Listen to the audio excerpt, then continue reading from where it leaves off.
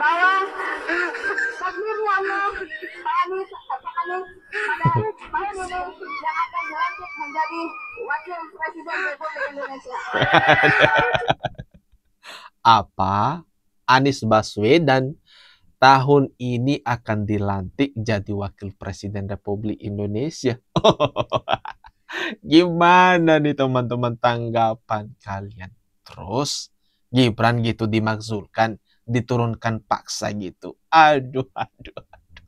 Tapi kok beda dengan prediksi Dr. Tifa yang mengatakan kalau Anies Baswedan ini diperuntukkan untuk mendamaikan dunia menjadi Sekjen PBB. Ini gimana nih? Karena ada sedikit arahan kita untuk siap-siap kala itu insyaallah bismillah.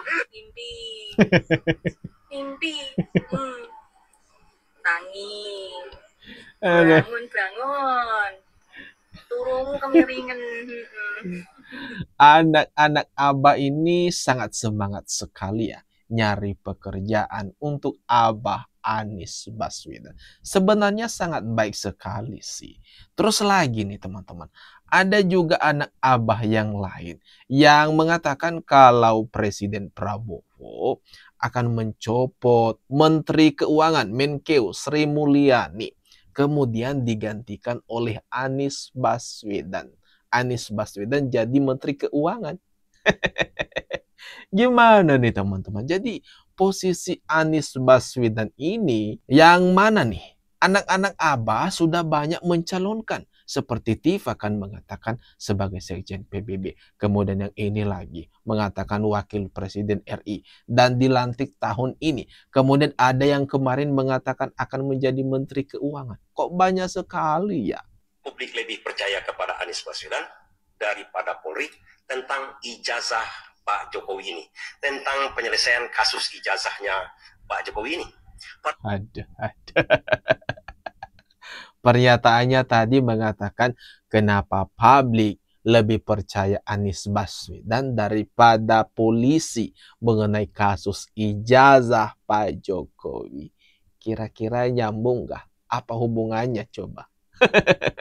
Tadi kan sudah dirilis oleh Dirtipidum Bareskrim Polri bahwasanya ijazah Pak Jokowi itu asli, bahwasanya ijazah Pak Jokowi itu identik dan sudah melalui uji forensik, sudah melalui yang namanya scientific investigation crime sampai ke UGM diselidiki, semuanya identik, semuanya pokoknya asli.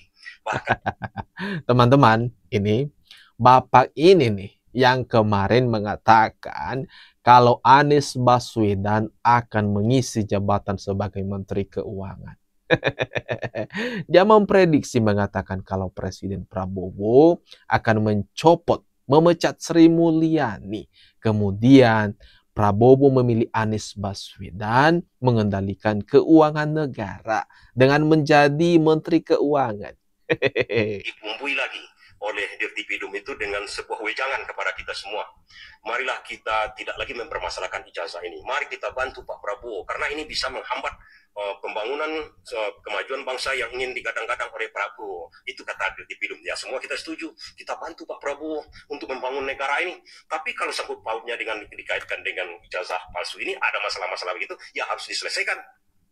Kemana-mana saya berbicara ini. Malahan tadi sebuah rilis juga dari Roy Suryo yang malahan menantang. Dia tidak mempercayai, belak-belakan dia. Saya tidak percaya kepada uji forensik yang dilakukan oleh Polri. Wah. Anak Abah, Bapak yang satu ini.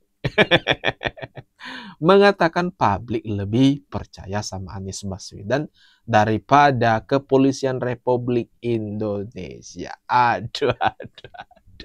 Gimana nih teman-teman? Gimana menurut kalian pernyataan daripada Bapak ini? Selama 1 tahun kami bersama di OSIS, saya melihat bahwa Mas Anies memang dipersiapkan menjadi pemimpin besar. Nah, ini Dokter Tifa menceritakan sosok Anies Baswedan ini dengan senyum-senyum, dengan sumrika. Mari kita dengarkan dah. Oleh keluarga, oleh lingkungan, dan oleh barangkali juga bimbingan dari Allah Subhanahu wa Ta'ala. Saya waktu itu sampaikan ke Mas Anies, Nis ya. Nis ya. Nis. Oh. Nama yang sangat, panggilan yang sangat manis sekali dari Dokter Tifa untuk Abah Anis. Beda usia 1 tahun, beliau lebih tua dari saya, jadi sekarang saya panggilnya Mas Anis aja ya. Iya. Nis, suatu saat nanti kamu bakal jadi orang besar. Sekarang mungkin Mas Anis mau nanya, Tifa, prediksikan saya jadi presiden nggak? Sebenarnya presiden itu kita di tahun 2024 sudah ada di Lauhul Mahfuz. Lalu, yang lebih dari itu sebetulnya, kalau boleh, karena saya berkembang menjadi ahli prediksi ya. Mungkin Bapak Ibu semua tahu saya Dokter Tifa. Berkembang menjadi ahli prediksi. Dokter Tifa mengklaim kalau dirinya sekarang ini berkembang menjadi ahli prediksi.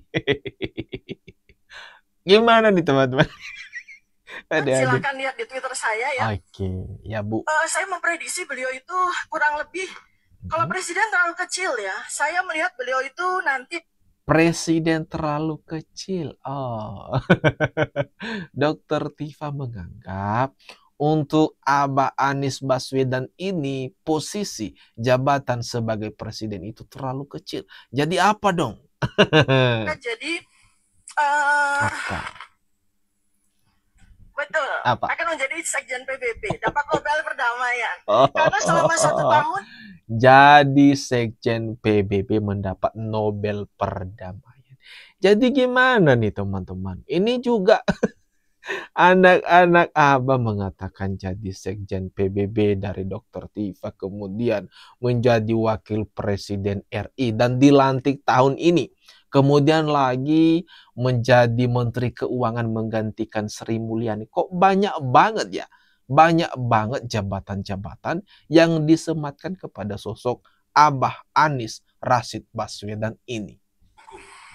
Setiap warga negara memiliki hak untuk berserikat, berkumpul, melakukan kegiatan apapun juga. Negara tidak bisa mengatur pikiran orang. Ini teman-teman tanggapan Anies Baswedan ditanyakan mengenai nasib FPI dan HTI jika seandainya Anies Baswedan ini menjadi presiden RI. Tapi dari sinyal-sinyal awalnya sih, ini dapat kita simpulkan ya, untuk dari sinyal awalnya ya. Berarti kalau misalnya Anies ini jadi presiden, dia memulihkan organisasi ilegal ini, FPI dan HTI. Mau dibangkitkan kembali kah? Atau gimana nih? Negara tidak bisa mengatur perasaan orang. Yang negara bisa atur adalah perbuatan. Bila melakukan perbuatan yang melawan hukum, maka hukum akan mengambil tindakan untuk didisiplinkan. So ya. Jadi pikirannya tidak boleh. Nah, kita harus menghormati pikiran. Kadang-kadang kita ingin menyamakan pikiran. Kadang-kadang tanpa sadar kalau ada orang beda pikiran harus sama dia dengan saya. Tidak boleh. Jadi apa nih intinya teman-teman? Jadi makin apa nih saya memahami kata-kata yang disampaikan oleh Anies ini. Maunya kan langsung saja jawabannya. Ini enggak, ini mau mau dibangkitkan kembali, atau enggak sama sekali. Kok oke lah. Nah boleh. Dalam ruangan ini saja belum tentu semua pikirannya sama. Iya. Dan negara tidak pernah bisa mengatur pikiran. Kita mengatur perbuatan. Jadi, bila kemudian ada organisasi yang melakukan tindakan melawan hukum, maka hukum akan berlaku pada organisasi itu, apapun organisasinya, dan kemudian dibuktikan di pengadilan. Nah, apa yang sudah menjadi keputusan pemerintah, itu keputusan pemerintah. Sudah jalani kemarin. Jadi bagi kami, kita hormati keputusan yang sudah dilakukan oleh pemerintah. Setuju apa tidak setuju, keputusan itu sudah dibuat, sudah terjadi. Ke depan kita akan pastikan semua organisasi yang menurut pemerintah keliru, maka pemerintah akan membawa ke pengadilan dan pemerintah akan menunjukkan kepada rakyat di mana salahnya.